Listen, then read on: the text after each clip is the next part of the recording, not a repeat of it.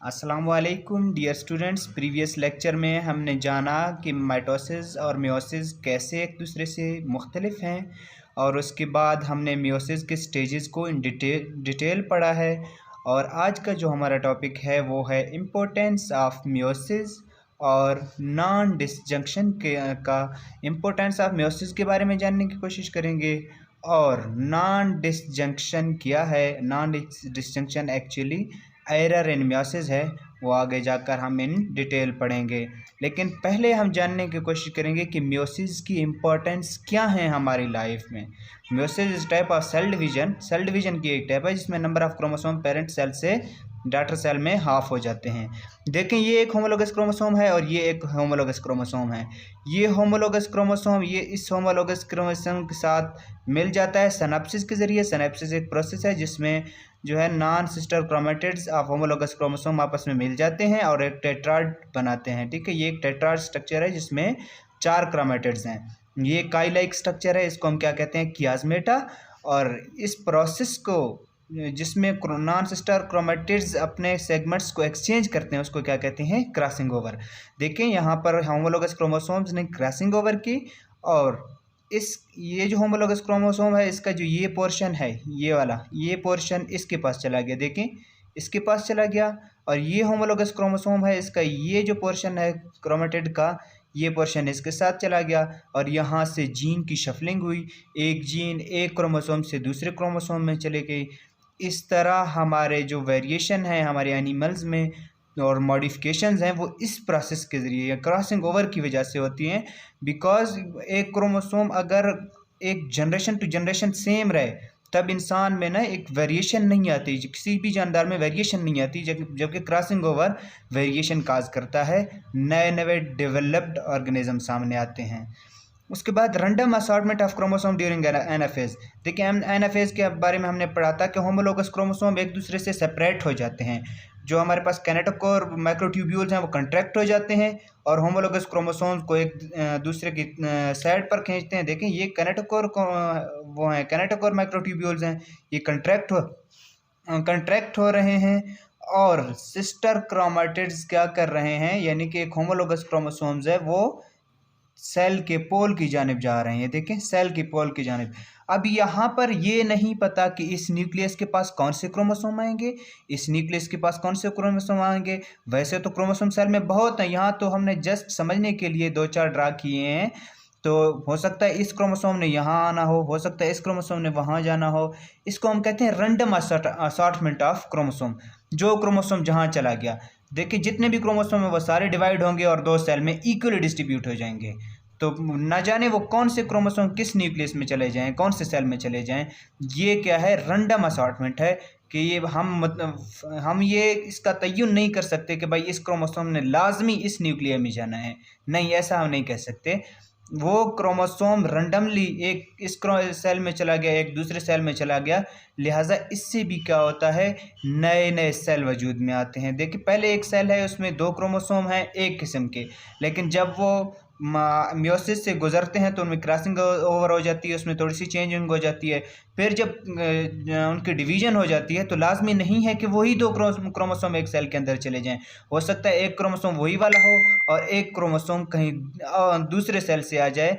लिहाजा इससे भी वेरिएशन हमारे लाइफ में आते हैं जिसकी वजह से मॉडिफिकेशन हमारे ऑर्गेनिज्म में होती रहती है। और जो तीसरा इम्पोर्टेंस है मियोसिस का वो है गैमेट फॉर्मेशन। देखें, गैमेट क्या होते हैं, स्पर्म, मेल में स्पर्म होते हैं और फीमेल में egg. By meiosis and fuse to restore the total number of chromosome.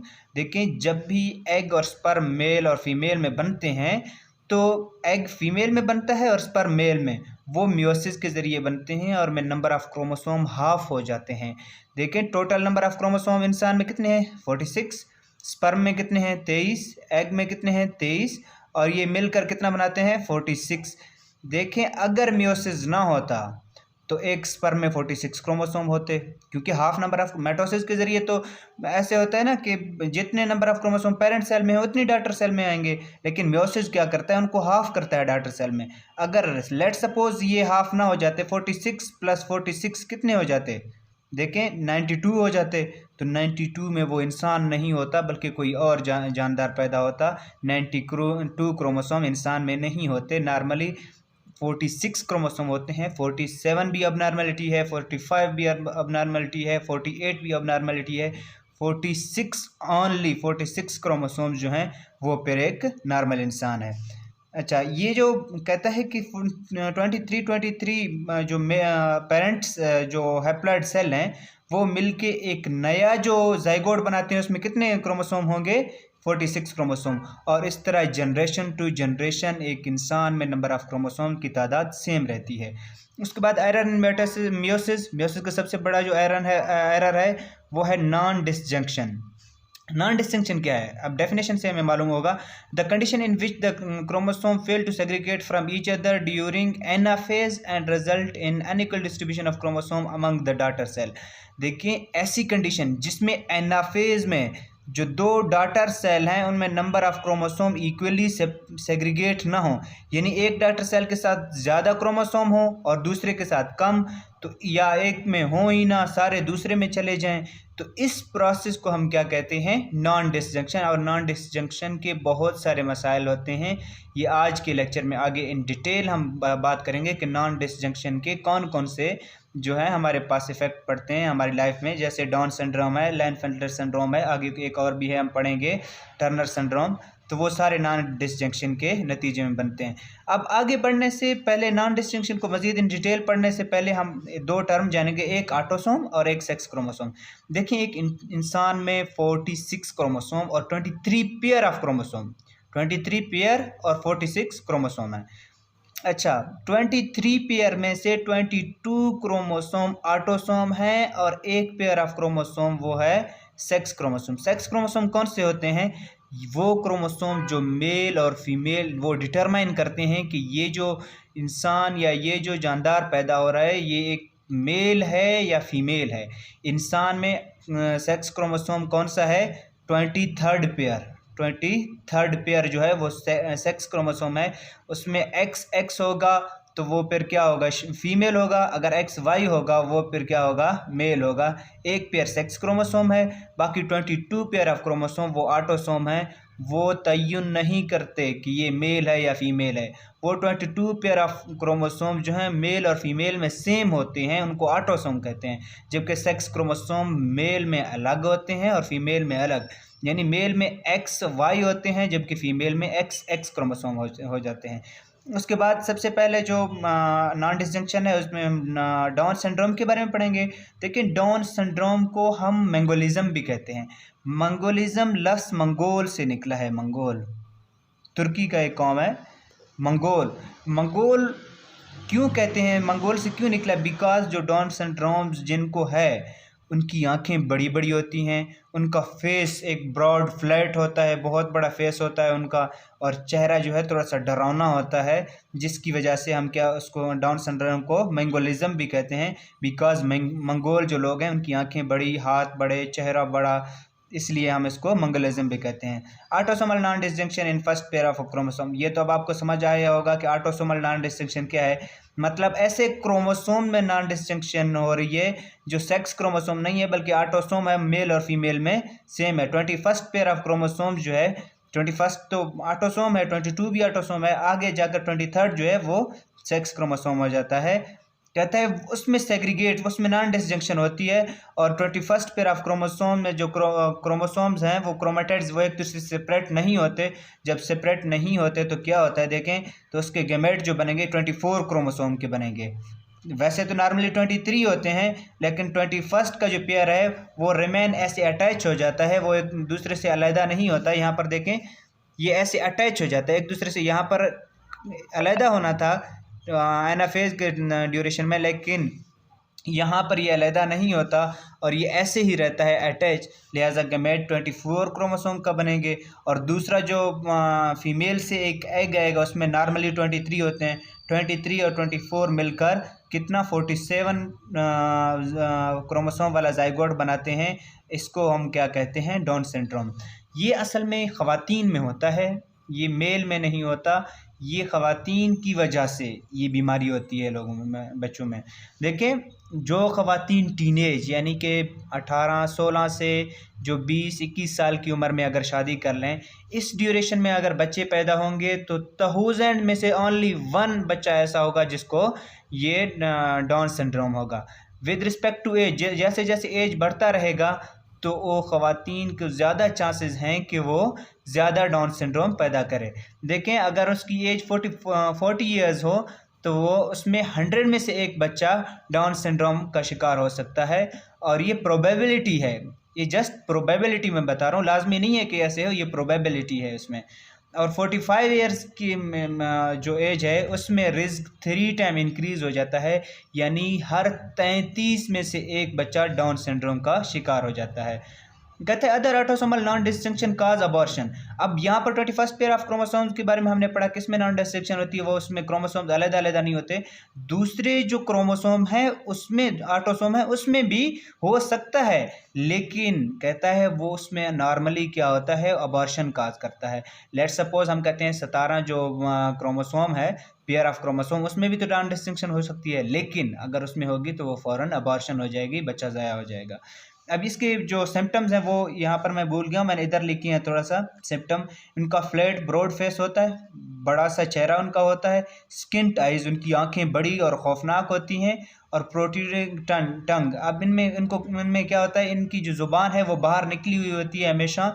और मेंटल रिटार्डेशन, और ये मेंटली तौर पर ठीक नहीं होते, मेंटली तौर पर थोड़े से कमज़ोर हो जाते हैं। अच्छा, उसके अलावा अब यहाँ पर हम लाइनफेल्टर सिंड्रोम के बारे में पढ़ेंगे कि लाइनफेल्टर सिंड्रोम क्या है। कहते इसमें देखो एडिशनल सेक्स क्रोमोसोम, अब हमें पता चल गया कि सेक्स क्रोमोसोम में चेंजेस आएगी, ऑटोसोम में नहीं। कहता है एक सेक्स क्रोमोसोम इजाफी है, जैसे 47 क्रोमोसोम, इसमें नॉर्मली 46 होते हैं ना, लेकिन इसमें 47 क्रोमोसोम्स होते हैं। 44 ऑटोसोम्स तो नॉर्मली हैं, जबकि एक्स वाई की बजाय एक एक्स और आ गया, एक सेक्स क्रोमोसोम में इजाफा हो गया। इसको हम क्या कहते हैं, लाइनफेल्टर सिंड्रोम। देखिए यहाँ पर वाई मौजूद है, वाई क्या डिटरमाइन करता है कि ये मेल है। कहता है फिनोटाइपिकली, यानी दिखाई देने में वो एक मेल लगता है, लेकिन उसमें डबल एक्स होने की वजह से कुछ खवातीन की करैक्टर हैं, लाइक उनके ब्रेस्ट होते हैं, उनके चेस्ट पर जो है इनलार्ज ब्रेस्ट होते हैं बड़े, और टेंडेंसी ऑफ टॉलनेस, वो लंबे भी होते हैं। ओबेसिटी, मोटे भी होते हैं। स्मॉल टेस्टिस, उनमें टेस्टिस भी हैं। नो स्पर्म एट एजेकुलेशन, यहाँ पर एक समझने की बात है कि नो स्पर्म एट एजेकुलेशन, कहता है स्पर्म एजेकुलेशन में नहीं होता। देखिए सैमन में ओनली 5% क्या होता है, स्पर्म होते हैं। अब कहता है एजेकुलेशन होता है, बाकी जो फ्लूइड है वो एजेकुलेट हो जाता है, लेकिन उसमें स्पर्म नहीं होता, जस्ट स्पर्म नहीं होता। ओके, अच्छा, अब हम जानने की कोशिश करेंगे कि टर्नर सिंड्रोम क्या है। They have 1 missing x chromosome with only 45 chromosome. देखें इसमें एक एक्स क्रोमोसोम्स है ही नहीं। देखें 44 ऑटोसोम, वो तो नॉर्मली मेल फीमेल में दोनों में होते हैं, लेकिन यहाँ पर एक्स होना चाहिए था तो एक फीमेल, एक्स वाई होना चाहिए था तो एक मेल। देखिए यहाँ पर ओनली एक एक्स क्रोमोसोम है जो फीमेल में है। अब आप कहोगे कि यहाँ पर वाई भी तो हो सकता था, एक्स सिर्फ क्यों है, वाई इसलिए नहीं है बिकॉज बच्चा तो पैदा मेल में तो नहीं होता, बच्चा तो फीमेल में पैदा होता है, लिहाजा फीमेल से तो एक्स क्रोमोसोम हर हाल में आना है।